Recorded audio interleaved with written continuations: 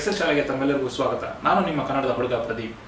Microsoft Excel ಅನ್ನು ಕನ್ನಡದಲ್ಲಿ ಸುಲಭವಾಗಿ ಕಲಿಯುವಂಥ ಒಂದು ಸಣ್ಣ ಪ್ರಯತ್ನವನ್ನು ನಾನು ಮಾಡ್ತಾ ಇದ್ದೀನಿ.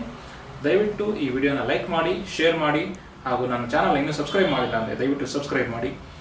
ಬನ್ನಿ ಹಾಗಾದರೆ ಇವತ್ತಿನ ವಿಷಯ ಏನಂತ ತಿಳ್ಕೊಳ್ಳೋಣ.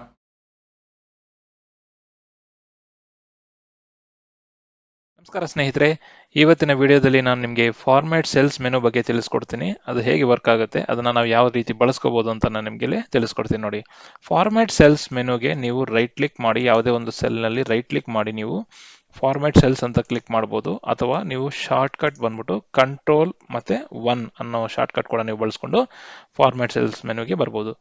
ನೋಡಿ, ಫಾರ್ಮ್ಯಾಟ್ ಸೆಲ್ಸ್ ಮೆನುನಲ್ಲಿ ನಿಮಗೆ ಇಲ್ಲಿ ಸಬ್ ಮೆನ್ಯೂಸ್ ಇರುತ್ತೆ. ಮೊದಲನೇದು ನಂಬರ್, ಎರಡನೇದು ಅಲೈನ್ಮೆಂಟ್, ಮೂರನೇದು ಫಾಂಟ್, ಬಾರ್ಡರು, ಆಮೇಲೆ ಫಿಲ್ ಮತ್ತೆ ಪ್ರೊಟೆಕ್ಷನ್. ಇವೆಲ್ಲಾನು ಹೇಗೆ ಬಳಸ್ತೀವಿ ಅಂತ ನಾನು ನಿಮಗೆ 1 by 1 ಈಗ ತಿಳಿಸ್ಕೊಡ್ತಾ ಹೋಗ್ತೀನಿ. ಮೊದಲಿಗೆ ನಾವು ನಂಬರ್ ತಗೊಳ್ಳೋಣ. ನಂಬರ್ ಅಲ್ಲಿ ಇದನ್ನ ನಾವು ಡೇಟಾ ಟೈಪ್ಸ್ ಅಂತ ಕರಿತೀವಿ. ಇದು ನಮಗೆ ಇಲ್ಲಿ ಈ ಮೆನು ಅಲ್ಲಿ ಇಲ್ಲಿ ಕೂಡ ಸಿಗುತ್ತೆ. ನೋಡಿ, ಇಲ್ಲಿದೆಲ್ಲ, ಇಲ್ಲಿಂದ ಕೂಡ ನೀವು ಫಾರ್ಮ್ಯಾಟ್ ಮಾಡ್ಕೊಬಹುದು. ಆದರೆ ಈ ಫಾರ್ಮ್ಯಾಟ್ ಸೆಲ್ ಅಲ್ಲಿ ನೀವು ಜನರಲ್ ಅಂತಂದ್ರೆ ಜನರಲ್, ನ್ಯೂಮರಿಕ್ ವ್ಯಾಲ್ಯೂಸ್ಗೆ ನಂಬರು, ಕರೆನ್ಸಿ, ಅಕೌಂಟಿಂಗು, ಡೇಟು, ಅಥವಾ ಸೊ ಈ ತರ ಮಲ್ಟಿಪಲ್ ಆಗಿ ನೀವು ಚೂಸ್ ಮಾಡ್ಕೊಬಹುದು. ಅಥವಾ ನಿಮಗೆ ಕಸ್ಟಮ್ ಆಗಿ ಬೇಕು ಅಂತಂದ್ರೆ, ಫಾರ್ ಎಕ್ಸಾಂಪಲ್ ಈಗ ಒಂದು ಡೇಟ್ ನ ನಿಮ್ಮ ಸ್ಟೈಲ್ಗೆ ಅಥವಾ ಟೈಮ್ ನ ನಿಮ್ಮ ಸ್ಟೈಲ್ಗೆ ನೀವು ತಗೊಂಡ್ಬರ್ಬೇಕು ಅಂತಂದ್ರೂ ಕೂಡ ಇಲ್ಲಿ ನೀವು ನೋಡಿ, ಇಲ್ಲಿ ಟೈಪ್ ಮಾಡ್ಬಿಟ್ಟು ನಿಮ್ಗೆ ಯಾವ ತರ ಬೇಕೋ ಅದನ್ನ ತಗೊಂಡ್ ಬರ್ಬೋದು. ನೋಡಿ, ನಾನು ಇಲ್ಲಿ ಒಂದು ಉದಾಹರಣೆ ಕೊಡ್ತೀನಿ. ನಾನು ಇವತ್ತಿನ ಡೇಟ್ ಹಾಕ್ತೀನಿ. ಈಗ ನಾನು ಕಂಟ್ರೋಲ್ 1 ಬಳಸ್ಕೊಂಡು ಈ ಕಸ್ಟಮ್ ಟೈಪ್ ಅಲ್ಲಿ ಹೋಗಿ ನನಗೆ ಇದು ಮೊದಲಿಗೆ MMM ಅಂದ್ರೆ ಮಂತ್ ಬೇಕು, ಮಂತ್ ಹೈಫನ್ ಇಯರ್ ಬೇಕು, ಅದಾದ್ಮೇಲೆ ನನಗೆ DDD ಬೇಕು, ಅಂದ್ರೆ ಈ ತರ ಬರಬೇಕು ಅಂತ ತಗೊಳ್ಳಿ. ಸೊ ನಾನಿಲ್ಲಿ ಕ್ಲಿಕ್ ಮಾಡಿದೆ. ನೋಡೋದಲ್ಲ, ನಮ್ಗೆ ಇಷ್ಟವಾದಂತಹ ಕಸ್ಟಮ್ ಆಗಿ ನಾವು ಇದನ್ನ ಚೇಂಜ್ ಮಾಡ್ಕೊಬಹುದು. ಅದು ನಮಗೆ ಫಾರ್ಮ್ಯಾಟ್ ಸೆಲ್ಸ್ ಅಲ್ಲಿ ನಂಬರ್ ಅನ್ನೋ ಇದರಲ್ಲಿ ಸಿಗುತ್ತೆ. ಅದೇ ರೀತಿ ನಾವು ಈಗ ಮುಂದಿನ ಫಾರ್ಮ್ಯಾಟಿಂಗ್ ಮೆನುಗೆ ಹೋಗೋಣ. ನೋಡಿ, ಇದು ಅಲೈನ್ಮೆಂಟ್. ಅಲೈನ್ಮೆಂಟ್ ಅಂತಂದ್ರೆ ನೋಡಿ, ಇಲ್ಲಿ ನಿಮಗೆ ಹಾರಿಜಾಂಟಲ್ ಆಗಿ ಆಮೇಲೆ ವರ್ಟಿಕಲ್ ಆಗಿ ನೀವು ಅಲೈನ್ಮೆಂಟ್ ಮಾಡ್ಕೊಬಹುದು. ಈ ಆಪ್ಷನ್ಸ್ ನಿಮಗೆ ಈ ಮೆನುನಲ್ಲಿ ಕೂಡ ಸಿಗುತ್ತೆ, ಆದರೆ ಇಲ್ಲಿ ನಿಮ್ಗೆ ಇನ್ನೂ ಡೀಟೇಲ್ ಆಗಿ ಸಿಗುತ್ತೆ. ನೋಡಿ, ಫಾರ್ ಎಕ್ಸಾಂಪಲ್ ನಾನು ಇದು ಓರಿಯೆಂಟೇಷನ್ ಇದೆಲ್ಲ, ಇಲ್ಲಿ ನಾನು ಅರೌಂಡ್ 45 ಡಿಗ್ರೀಸ್ಗೆ ನಾನು ಇದನ್ನ ಚೇಂಜ್ ಮಾಡಬೇಕು ಅಂತಂದ್ರೆ ಇಲ್ಲಿ ಕ್ಲಿಕ್ ಮಾಡಿ ಓಕೆ ಮಾಡ್ಬೋದು. ನೋಡೋದಲ್ಲ, ಅದೇ ರೀತಿ ನೀವು ಯಾವ ತರ ಬೇಕಾದ್ರೂ ಇದನ್ನ ಚೇಂಜ್ ಮಾಡ್ಕೊಬಹುದು. ಸೊ ಇದು ಈ ಎರಡನೇ ಮೆನು ಬಂದ್ಬಿಟ್ಟು ನಿಮಗೆ ಕಂಪ್ಲೀಟ್ ಆಗಿ ಅಲೈನ್ಮೆಂಟ್ಗೆ ಸಂಬಂಧಪಟ್ಟಂಗೆ ಇದನ್ನ ನೀವು ಕಂಟ್ರೋಲ್ ಮಾಡಬಹುದು. ನೋಡಿ, ಮತ್ತೆ ಮೂರನೇದು ಫಾಂಟ್. ನೋಡಿ, ಫಾಂಟ್ ಅಂತಂದ್ರೆ ನಿಮ್ಗೆಲ್ಲರಿಗೂ ಗೊತ್ತೇ ಇದೆ ಯಾವ ತರ ನಾವು ಫಾಂಟ್ಸ್ ನ ಚೇಂಜ್ ಮಾಡ್ಕೋಬಹುದು ಅಂತ. ಇದು ಕೂಡ ನಿಮ್ಗೆ ಇಲ್ಲಿ ಆಪ್ಷನ್ ಅಲ್ಲಿ ಸಿಗುತ್ತೆ. ಆದ್ರೂ ಕೂಡ ಇಲ್ಲಿ ನೀವು ಫಾರ್ಮ್ಯಾಟ್ ಸೆಲ್ಸ್ ಮೆನು ಅಲ್ಲಿ ಇನ್ನೂ ಡೀಟೇಲ್ ಆಗಿ ನೀವು ಇದನ್ನ ವರ್ಕ್ ಮಾಡಬಹುದು. ನೋಡಿ, ಫಾರ್ಮ್ಯಾಟ್ ಸೆಲ್ಸ್ ಅಲ್ಲಿ ನೋಡಿ, ಫಾಂಟ್ ಯಾವ್ದು ಬೇಕಾದ್ರೂ ನೀವು ಬೋಲ್ಡ್ ಈ ತರ ಯಾವ್ದು ಬೇಕಾದ್ರೂ ನೀವು ಚೇಂಜ್ ಮಾಡ್ಕೊಬಹುದು. ಸೈಜ್, ಆಮೇಲೆ ಫಾಂಟ್ ಕಲರ್ ಕೂಡ ನೀವು ಚೂಸ್ ಮಾಡ್ಕೊಬಹುದು. ಅದೇ ರೀತಿ ಇದರಲ್ಲಿ ಅಂಡರ್ಲೈನ್ಸ್ ಅಲ್ಲಿ ನಿಮಗೆ 4 ತರ ಸಿಗುತ್ತೆ. ಒಂದು single line, double line, single accounting and double accounting. ನೋಡಿ, ಉದಾಹರಣೆಗೆ ನಾನು ಇಲ್ಲಿ ಡಬಲ್ ಅಕೌಂಟಿಂಗ್ ಅಂತ ಕೊಡ್ತೀನಿ, ಡಬಲ್ ಲೈನ್ ಅಂತ ಕೊಡ್ತೀನಿ. ನೋಡಿದ್ರ ಇದು ನಿಮಗೆ ಯಾವ ತರ ಬೇಕು ಅದರ ಫಾಂಟ್ಸ್ ಕೂಡ ನೀವು ಚೇಂಜ್ ಮಾಡ್ಕೊಬಹುದು. ಓಕೆ, ಬನ್ನಿ ಕಂಟ್ರೋಲ್ 1 ಪ್ರೆಸ್ ಮಾಡೋಣ. ಆಮೇಲೆ ಇದರಲ್ಲಿ ನಿಮಗೆ ಸ್ಟ್ರೈಕ್ ಥ್ರೂ, ಸೂಪರ್ ಸ್ಕ್ರಿಪ್ಟ್ ಮತ್ತೆ ಸಬ್ಸ್ಕ್ರಿಪ್ಟ್ ಅಂತ ಕೂಡ ಇರುತ್ತೆ. ನೋಡಿ, ಸ್ಟ್ರೈಕ್ ಥ್ರೂ ಅಂತಂದ್ರೆ ಒಂದು ಕ್ಯಾನ್ಸಲೇಷನ್ ತರ ಗೆರೆ ಹಾಕೋದು. ಸೂಪರ್ ಸ್ಕ್ರಿಪ್ಟ್ ಅಂತಂದ್ರೆ ನಿಮಗೆ ಟ್ರೇಡ್ ಮಾರ್ಕ್ ತರ ಮೇಲೆ ಬರುತ್ತೆ. ಓಕೆನಾ. ಸಬ್ಸ್ಕ್ರಿಪ್ಟ್ ಅಂತಂದ್ರೆ ಚಿಕ್ಕದಾಗಿ ಬರುತ್ತೆ, ಕೆಳಗಡೆ ಬರ್ತದೆ. ಓಕೆ, ಇದನ್ನೆಲ್ಲ ನೀವು ಎಕ್ಸ್ಪೆರಿಮೆಂಟ್ ಮಾಡ್ಬೋದು. ಬನ್ನಿ ಈಗ ನೆಕ್ಸ್ಟ್ ನಾವು ಬಾರ್ಡರ್ಗೆ ಹೋಗೋಣ. ನೋಡಿ, ಬಾರ್ಡರ್ ಅಲ್ಲಿ ಕೂಡ ನಿಮಗೆ ಈ ಮೆನುನಲ್ಲಿ ಸಿಗುತ್ತೆ. ಯಾವ ತರ ಬಾರ್ಡರ್ ಹಾಕ್ಬೋದು, ಫುಲ್ ಎಲ್ಲ ಕಡೆ ಬಾರ್ಡರ್ ಹಾಕ್ಬೇಕಾ, ಇಲ್ಲ ಎಡ್ಜ್ ಮಾತ್ರ ಬಾರ್ಡರ್ ಹಾಕ್ಬೇಕಾ, ಥಿಕ್ ಬಾರ್ಡರ್ ಹಾಕ್ಬೇಕಾ ಎಲ್ಲ.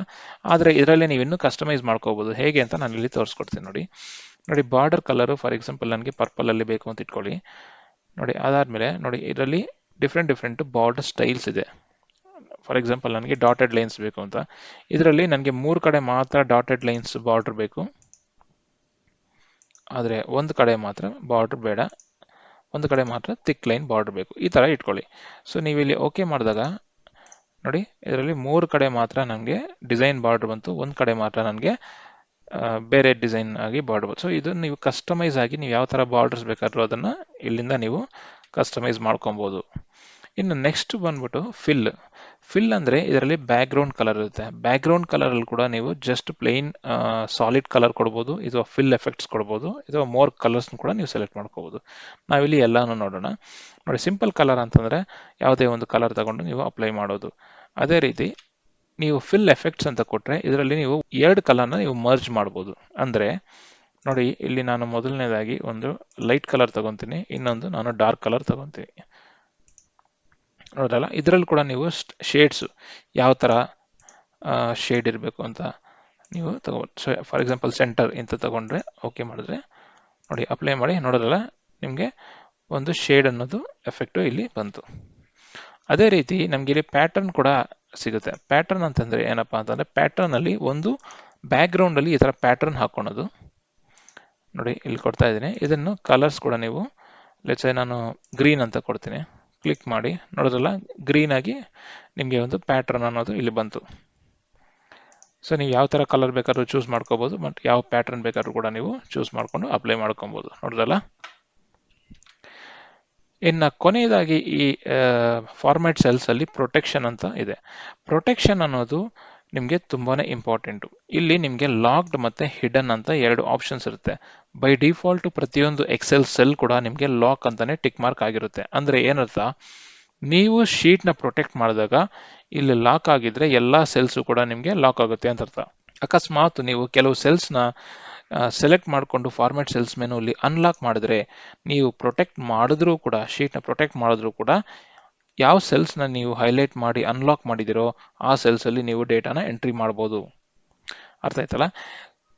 ಈ ಫೀಚರ್ನ ನೀವು ಮತ್ತಷ್ಟು ಡೀಟೇಲ್ ಆಗಿ ತಿಳ್ಕೋಬೇಕು ಅಂತಂದ್ರೆ ನೀವು protection of sheet work book ಅಂತ ನಾನು ಇನ್ನೊಂದು ವಿಡಿಯೋ ಮಾಡಿದ್ದೀನಿ, ಅದನ್ನ ದಯವಿಟ್ಟು ನೋಡಿ, ನಿಮಗೆ ತುಂಬಾ ಕ್ಲಿಯರ್ ಆಗಿ ಅರ್ಥ ಆಗುತ್ತೆ. ನೋಡಿದ್ರಲ್ಲ ಸ್ನೇಹಿತರೆ, ಈ ವಿಡಿಯೋ ನಿಮಗೆ ತುಂಬಾ ಇಷ್ಟ ಆಗಿದೆ ಅಂತ ಭಾವಿಸ್ತಾ, ಇನ್ನು ನಮ್ಮ ಚಾನಲ್ಗೆ ಸಬ್ಸ್ಕ್ರೈಬ್ ಮಾಡಿಲ್ಲ ಅಂದರೆ ದಯವಿಟ್ಟು ನಮ್ಮ ಚಾನಲ್ಗೆ ಸಬ್ಸ್ಕ್ರೈಬ್ ಮಾಡಿ, ಈ ವಿಡಿಯೋನ ಲೈಕ್ ಮಾಡಿ, ಶೇರ್ ಮಾಡಿ, ಪ್ರೋತ್ಸಾಹಿಸಿ. ಧನ್ಯವಾದಗಳು.